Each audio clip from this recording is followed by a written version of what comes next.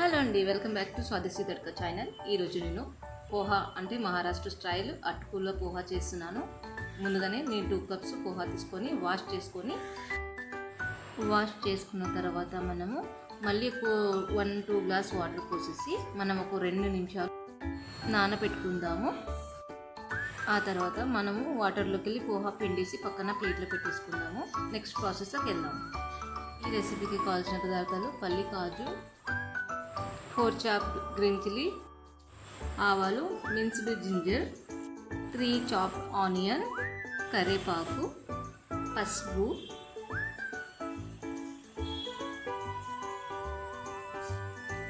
Salt,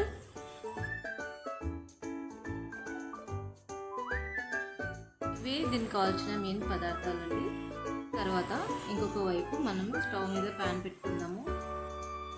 తర్వాత 3 table spoon oil వేసామండి. ఇంకా ఆయిల్ అని హీట్ చేసుకుందామండి.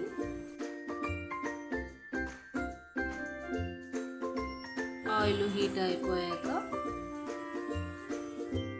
అందులో పల్లీలు, కాజులు వేద్దామండి.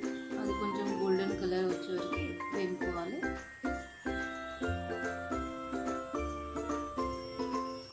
కొద్దిసేపు తర్వాత ఇలా గోల్డెన్ బ్రౌన్ అయిన తర్వాత చిన్న బౌల్లో తీసుకుని పక్కన పెట్టేసుకుందామండి.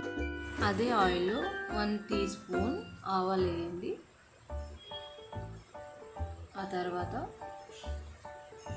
మిన్స్డ్ జింజర్, ఆ తర్వాత 4 చాప్డ్ గ్రీన్ చిల్లీ వేసేసి కలుపుకుందామండి. ఆ తర్వాత 3 చాప్డ్ ఆనియన్స్ వేసుకుందామండి.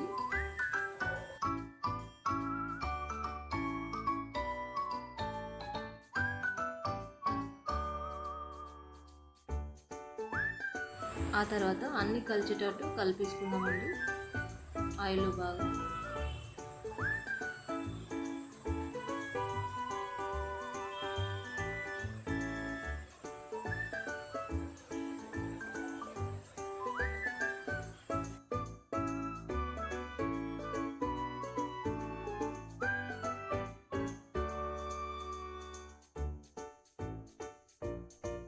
అంత కలుపుకున్న తర్వాత కరివేపాకు వేసుకుందామండి.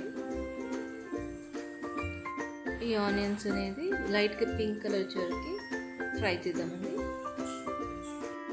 ఫ్రై అయ్యాక 1/2 టీ స్పూన్ పసుపు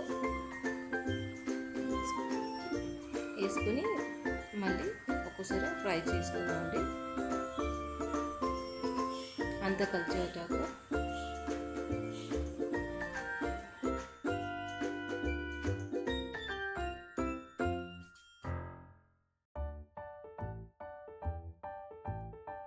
కదండి, ఇలా ఎల్లో కలర్ వచ్చిన తర్వాత మనం ముందుగా నానబెట్టుకున్న పోహాని యాడ్ చేద్దామండి. ఇందులో వేసి కలుపుతూ ఉండాలండి.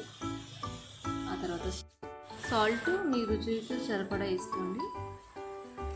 ఆ తర్వాత పీనట్స్, కాజు ఫ్రై చేసి వేసేయండి, క్రిస్పీగా ఉంటాయి.